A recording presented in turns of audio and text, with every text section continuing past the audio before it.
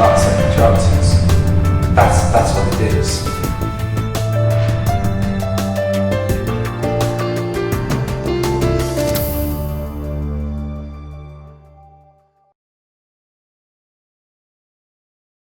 So, ladies and gentlemen, welcome to our program, The Voice of Healing. Myself, Carl Ellis. Second chances is what life's all about. As far as I'm concerned, it's so important, guys, to get that second chance in life. And when life affords you that, you should 100% grasp it with both hands. You know, I've spoken to many guys, especially in the field of entertainment, and a lot of them have said, you know, that they are actually going through problems, issues, situations in life. You know, when I saw my father at the age of, he was about 55, not too far off from what I am now. And it was amazing to see that he was going through things, but as a youngster, you can't really tell exactly what they're going through. But I knew he was going through something, you know, some ups and downs, disappointments, fears, anxieties, worries, you know, just normal things that affect men. And I couldn't really make heads or tails of it. Didn't really understand what was going on. As I grew older, I realized now that, you know, in fact, this is something that is not a rarity amongst men. As a matter of fact, it's worldwide. Many people I've spoken to have in fact said that they have certain issues or they have certain problems and challenges, myself included. And this is why I set up this podcast called The Voice of Healing, Second Chances. Because this is an opportunity not only for our special guest, and we have, by the way, an amazing special guest. I've known him for a long time. Super actor. I'm sure he will tell you all about himself and his achievements and, you know, what makes him tick and what inspires him. And that's, I'm sure, is going to be an inspiration for you guys too, because we all need that word, that extra helping voice, that directional information that we could all utilize and use.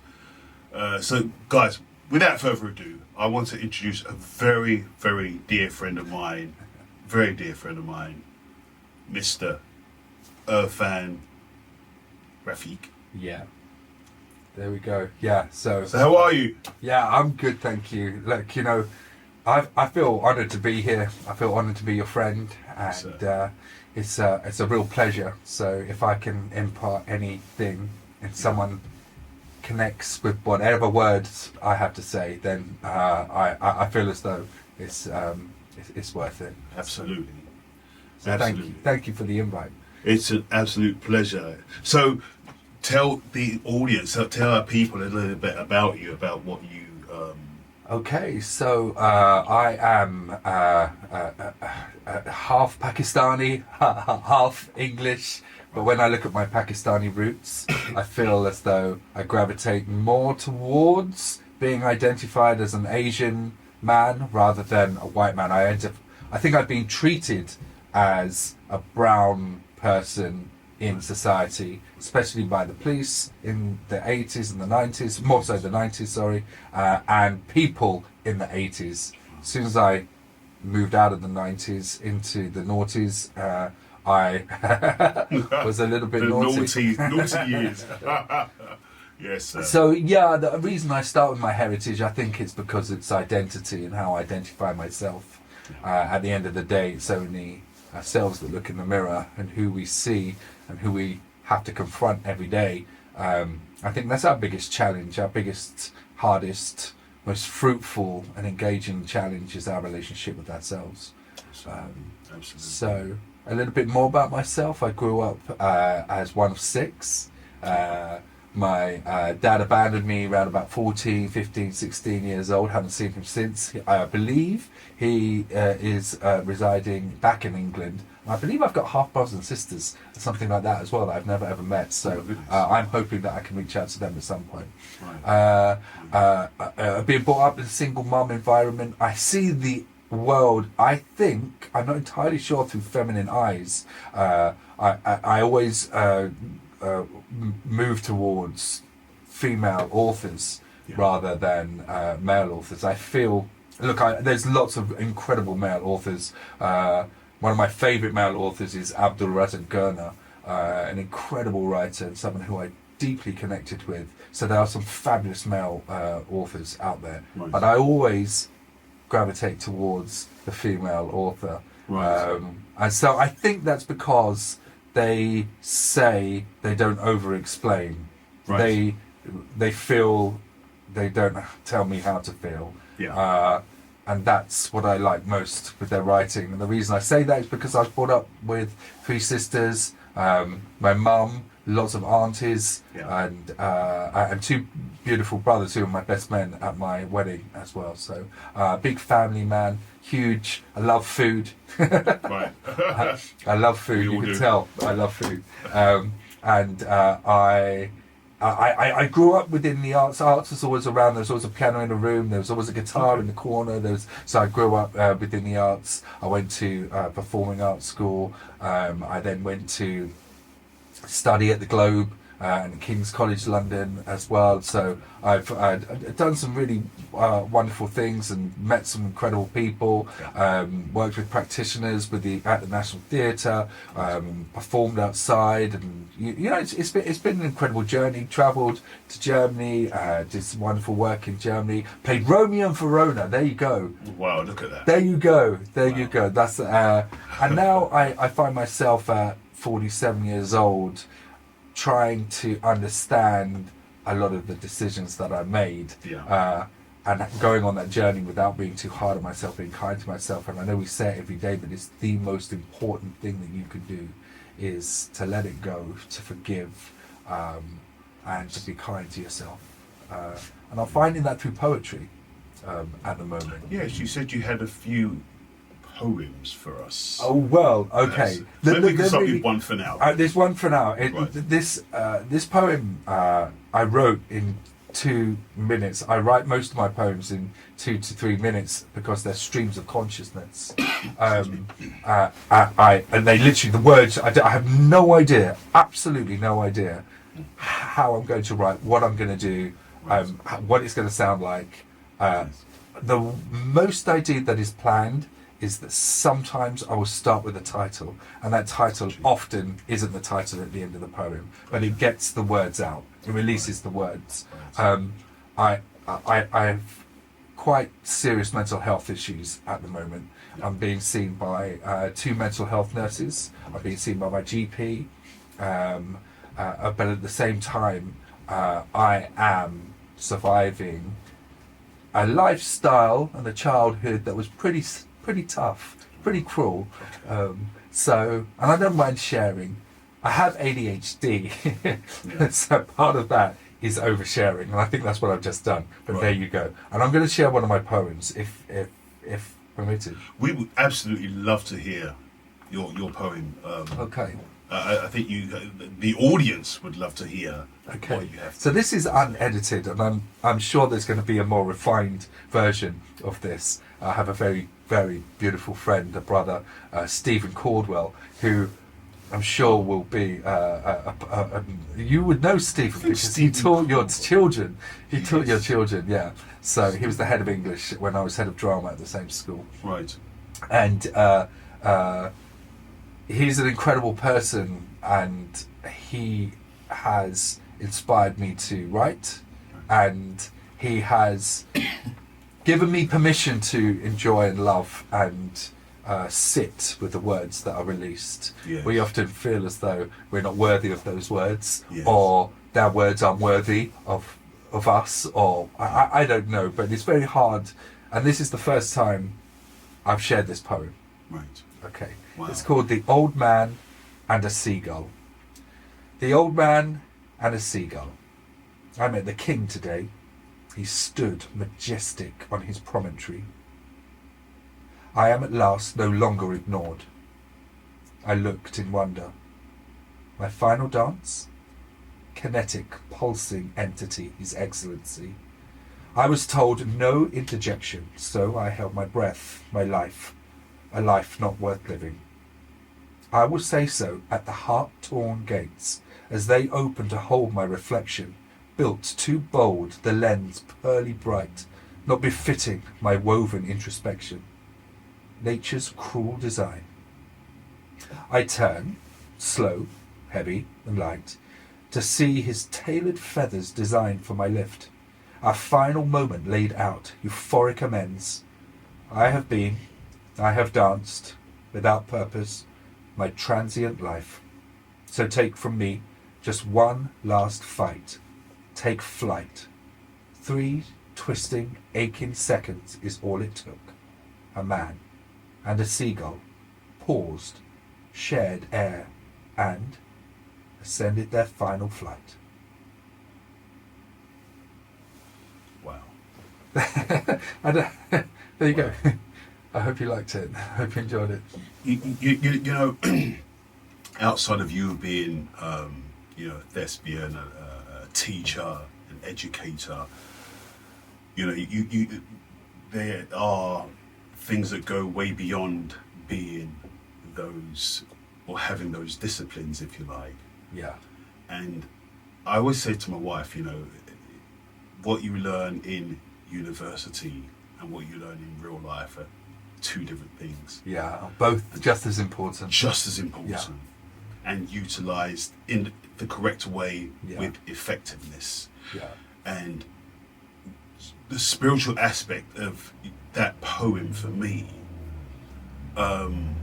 epitomised is you as someone who I would consider has an extremely great mind, a powerful mind. Thank you. And sometimes with that comes consequences or residual effects of that, if you like, brilliance, because the mind is brilliant. You're very kind.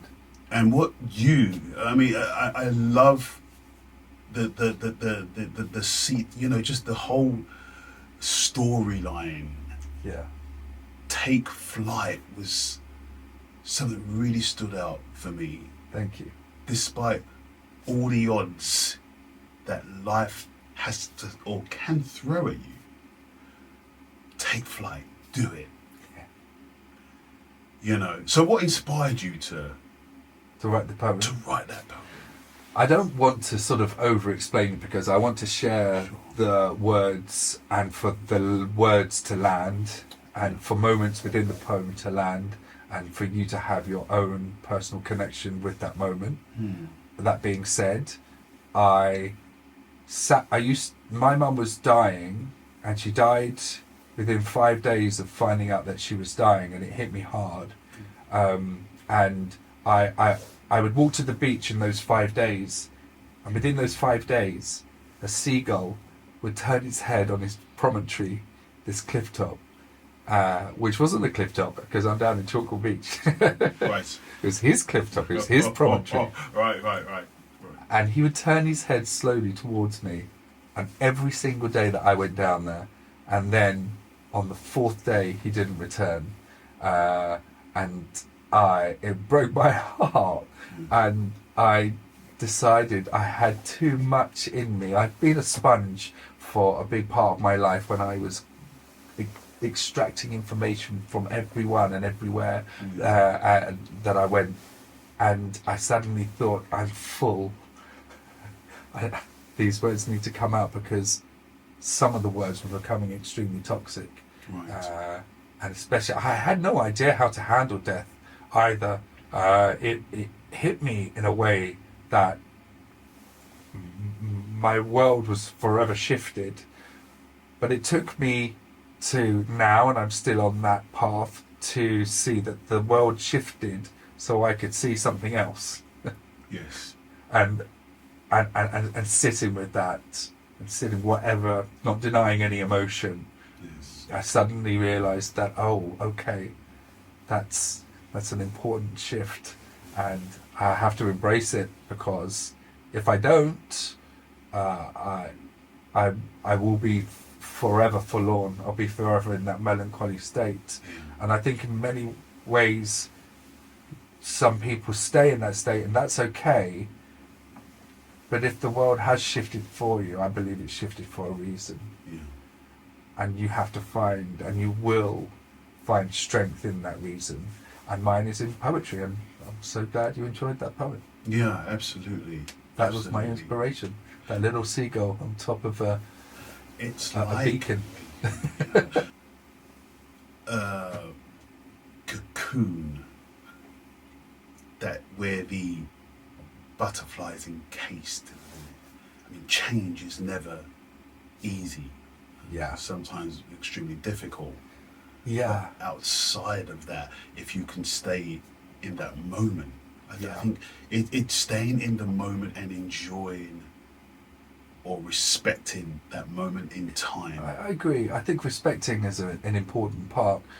I also feel as though what happens when you're born, many of the stages leading up to, all the way up to adulthood, are documented, and there's a map and a graph that none of us fit into, but and this is where you're meant to be at this time, and these are the social expectations and the cultural significance within your disposition, the way you hold yourself. And then suddenly it's just released, it's let go, and then it's very tight. You are within that cocoon, as you say, and you do become this butterfly. But what happens? We lead all the way up to that butterfly flying. And this wonderful sparkle of brilliance appears, and then we're not supported. Yeah. And now what happens if you have parents who are profoundly in tuned with that experience? They are then able to say, well, actually that happened to me, you can learn from that, you can be guided, as long as the information that you impart is gentle, significant and poignant within that moment in the child's life. The child will flourish. But what about those so many people that do not have those words of wisdoms, that those kind, intuitive, safe spaces where they're able to break and feel broken? And this is another emotion that we don't talk about. We don't talk about the emotion of being broken and accepting that that's okay. We're not allowed to say I'm broken. But Carl, I say to you today, I am a broken man who sits in front of you. Wow. I feel as though the pieces that I've broken, I can't find at the moment, the pieces that are broken off of me. Now I have some options here. I either search for those broken pieces, those bits of me that I thought were important, or I accept who I am as this broken person, or we do the Japanese style where we put the broken vases together and glue it with gold, and so every broken vase is a new picture to be seen once it's broken. Maybe that's what I'm meant to do. I'm leaning more towards that, but I'm also leaning towards the parts of me that are broken, aren't meant to be fixed, and that's okay. You know, I think it's important as well to put out that someone who has the courage to, in fact, say, you know, I'm a broken person. And this is very important, guys, for you who are listening as well. Men, it is okay to say, listen, I need help, or I'm in a situation where I've never been here before. Or even further, I am broken. Yeah. We have this I'm not okay, but there's that step further. I feel defeated. Yes. I'm on a precipice. Yes. A knife's edge that I could lean. It takes the smallest of things that would send me over that precipice. Yes. And that knife's edge feels dangerous. Yes. Yes. But embrace it. Absolutely. But just say, look, don't say I'm okay or I'm not okay. Say I'm broken. Yes. And then you can, only then are you able to start piecing bits together if you want to. Yes. Or seeing the new you. You talk about second chances, and this podcast is all about second chances. That's what it is. Wow. That's what it is. Wow. And it's not just a second chance. It's a third chance. There's a fourth chance. Absolutely. There's a fifth chance. Absolutely. The chances are endless. It's very interesting that if you run towards your future, it might keep running away from you. Yes. So why don't you pull that future towards you Yes. instead? And embrace it. Yeah. Embrace that Yeah. I am broken Yeah. in this moment in time, and it's okay Yeah. because I am human, and Yeah. that's just an element of who I am and Yeah. where I'm going in life. Yeah. You know, it's funny because a lot of people, especially back in the days when, you know, teachers, for example, we Well look- respected? Well, they were. They were back in the When days. we were when we had work? My wife's a teacher, by the way, and I love you're and fantastic. I'm an educator as well. Educator as I well. was a teacher, mainstream teacher for 18 years. Yes. So yeah. But it's amazing because it takes such a huge responsibility to become a teacher and I taught or an your daughters. educator. Sorry? I taught your daughters. Exactly, and they loved you for it. And Oh. Maria, Naomi, I mean, we got Yeah. 3 daughters, and but Maria and Naomi, they always spoke high of this guy because you know why? You could connect with them. Oh, that's kind of you to say. And sometimes I believe that I have a spiritual discernment gift, and I can, if I look at a person, I feel I can tell that person's heart what they're really I about. think Do you you love can. the kids? Are you with the kids because you want to see the betterment of the child? Exactly. You know, or you just getting a paycheck? Not all of them are like that, but there are a few that I've experienced, certainly in my days of growing up. Like teachers were just not connecting with guys like myself. And you know, me. we were deemed we were unruly, the corridor wild. kids. Yeah, you know, Yeah. go outside, you're too loud or you're too this. Yeah. Not really trying to understand us. And it's very hard for a teacher to do so. My wife is a Senko. She is in charge of 187 children. How can one teacher Yes. be in charge of 187 Yeah. children?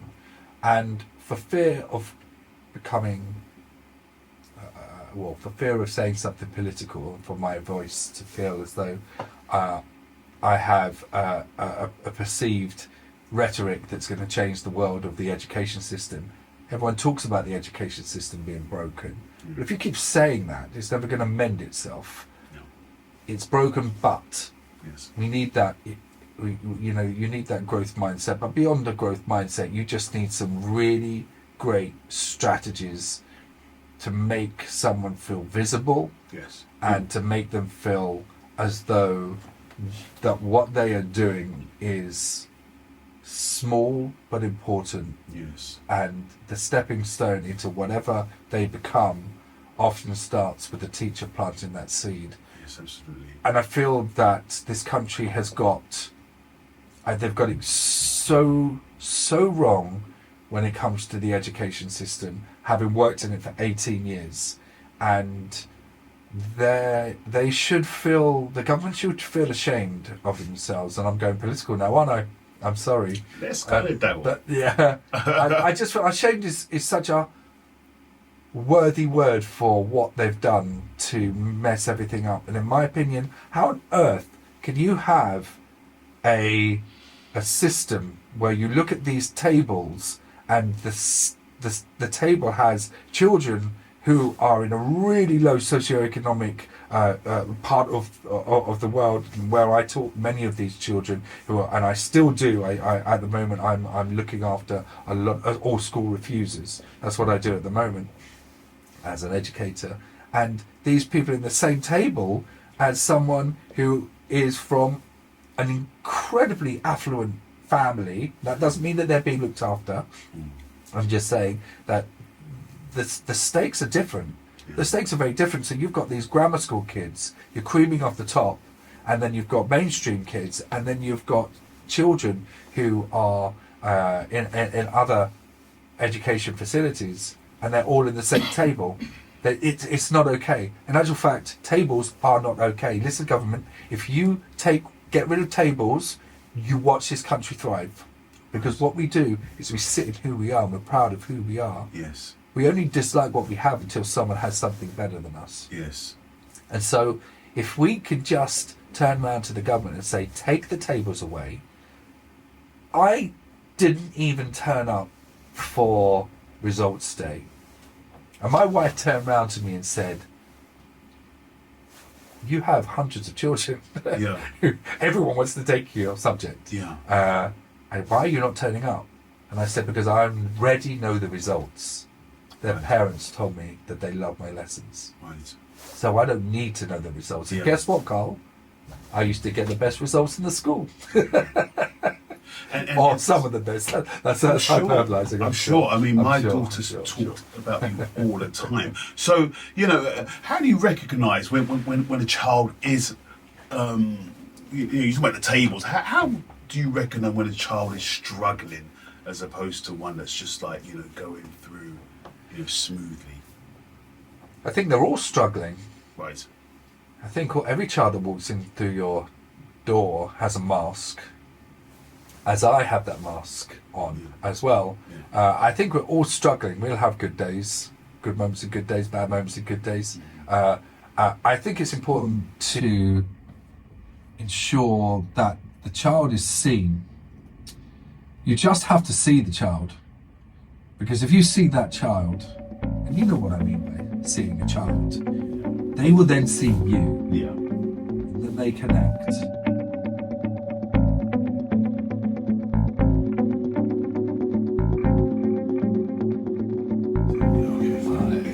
He says, I feel like a radio presenter here. you could easily be a radio presenter.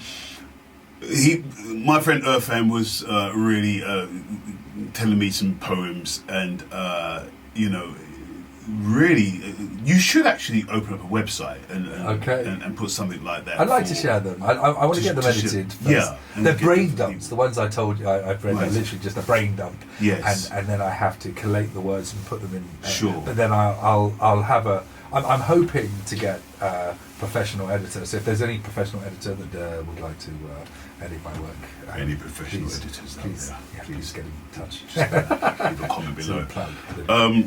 But great. I wanted to ask you what made you, because you performed in the Globe Theatre and you've done many, you know, shows and things of that nature. What made you get into education?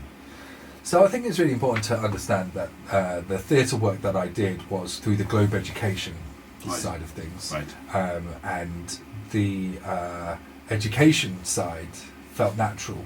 So, for example, I would be performing somewhere, wherever it might be, in a wonderful space, and these often quite ornate spaces would be left barren for the whole of the afternoon until the actors decided to use the playing spaces. Yes.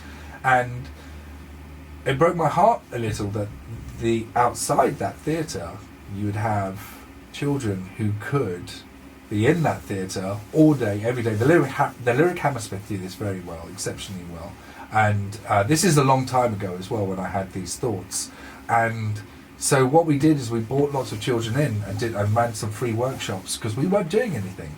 We were you know, la la la la la la la la. Yes. La, la, la. Yeah, we've been there, done that. That's what we were Years doing. ago. We were being pretentious and being the own movie star in our own Yes. minds. So we brought the children in and we worked with them for free. We gave our time. And I know that many of those children are paying forward right now as well. Lots of the children that I've worked with have performed at the National, performed at the Barbican. You know, they're out there living their dreams, world tours, doing whatever. Okay. And that's not to sort of brag. It's to say that actually these children are just like you, whoever's listening. Even if you're, I wrote a poem actually. I digress. I have ADHD, so I never answer a question in full. Easy way to get out of things, isn't it? Yeah, it's always my excuse. Yeah, I have ADHD. It's exactly. my ADHD. Yes. And I wrote a poem. Do boys become men, or do they just become bigger boys? And I think it's a really interesting concept. That is a very interesting concept. I think women certainly, girls certainly become women. And I'm not talking. I'm not doing this to just flatter girls and to belittle men. I just feel as though we all, as men, I can only speak for myself. as a man, I'm constantly wanting to relive my childhood, but with the knowledge I already have and the experience. Yeah. And Makes sense. And we just want to relive that childhood, or relive a sense of freedom, that the world is not impossible, that anything is possible. Yes. And I think, and I only speak for myself, and I always say that I'm not right. Doesn't mean I'm wrong. Well, what is right? Yeah, what is wrong? yeah. That's the question. I just feel as though we have to accept that. Sorry, Carl, I forgot the question. No, so what made you become like an educator? Obviously, you felt that you know. I went on a tangent. I went all over the place. It's like there was a need there. You know what I mean, you said I feel excelled as though, to become. Yeah, I think for me, I need to connect. And when I was performing, it was fake connection because I don't know them and I didn't get the feedback. I got you. Beautiful. And when I was in the classroom, there was real connection. That's beautiful, man. And that was the biggest difference for me. Yeah. Yeah. Like my wife, she says to me, she needs to connect with the children. You know, once she can connect with a child, it's that much more easier. Yeah. And it's almost like the child has to know that you care for them. And that you're on that journey with them as well. And not only children, but even, you know, going into adulthood. Like you were saying, for example, girls are different. I would know. I have 3 and 2 female cats as well. But we're all different, and I think this world that we live in at the moment, with gender non-specific and gender fluid and things like that, I think that's really important, and especially that I really recognise that I am. I do not fit into any of those boxes. I really don't. I see the world through feminine eyes. Yeah. I gravitate towards a female perspective, and I just feel for me, men are always wanting to be noticed, and I feel as though that is one of the biggest reasons that is I think it's our biggest downfall, is because we don't realise that in the moments that we don't want to be noticed is when we're probably noticed the most. Because they're the moments that we're most vulnerable, and it's vulnerability that connects us.